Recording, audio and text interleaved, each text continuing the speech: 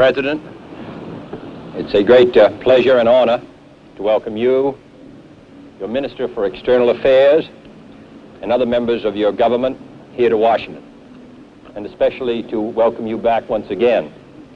I think it's most appropriate that this ceremony should be held between the White House on the one side and on the other between the Washington Monument and the Memorial to Thomas Jefferson, because in a very real sense, our guest of honor today, the President of Tanganyika, has played a role comparable to those distinguished Americans in the founding of his country. President Nyerere led the fight, led the way, led the path to independence for his own country. And he is recognized, as our early founding fathers recognized, that that was only part of the struggle, and in some ways the easiest part. The more difficult is to build a cohesive society once independence has been founded. And it is for that, Mr. President, and for your efforts in this regard, that you are most admired in this country. This is the great test of the statesman, to build once independence has been achieved. Your efforts to build a cohesive, open society, a free society, based on liberal principles, and also to build this society and this country as part of a larger organization of East Africa, has won the respect and admiration of the government and the people of the United States.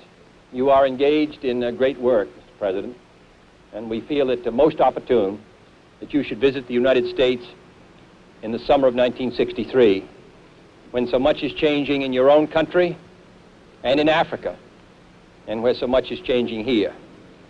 Progress, we hope, will mark the year 1963 in every field, internationally, nationally, in this continent, in this hemisphere, in your continent, in your hemisphere, and throughout the world. And it is, therefore, a most happy occasion for all of us to welcome a distinguished leader of Africa, a distinguished leader of his own country, a distinguished leader for peace and justice throughout the world, the President of Tanganyika, President Nyerere.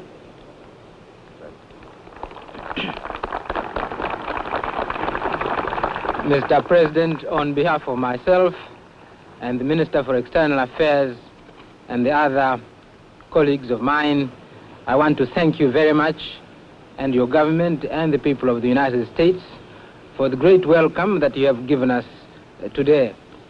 As you've rightly said, Mr. President, this is not my first visit to the United States.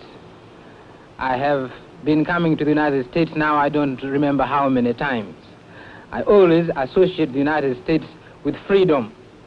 During those days when we were struggling for our freedom, and having chosen the method of peace to achieve our freedom, I used to come almost annually to the United Nations organization to plead the cause of the freedom of my country. And every time I think of the United States, I think also of the freedom of my people. As you said, Mr. President, one part of our struggle is over, and that is the struggle to win independence from colonial rule. But that's merely the beginning. Our community, like your community, consists of a large number of people, some native, others immigrants. And it is part of our struggle ahead to see that all our people, whether they be native or they be immigrants, that are equal citizens of our society. It's also part of our struggle to see that the amenities of life in the 20th century reach our people. You know, Mr. President, that we're very, very far from achieving the goal of raising those standards of living without which the struggle for independence is not enough. But we are determined to carry on the struggle, and I'm sure that with friends in the world, in all parts of the world, we are certain to win that struggle too. I want to say once again, Mr. President, that I and my colleagues are most grateful and we're looking forward very much to a few days in the United States. Thank you very much.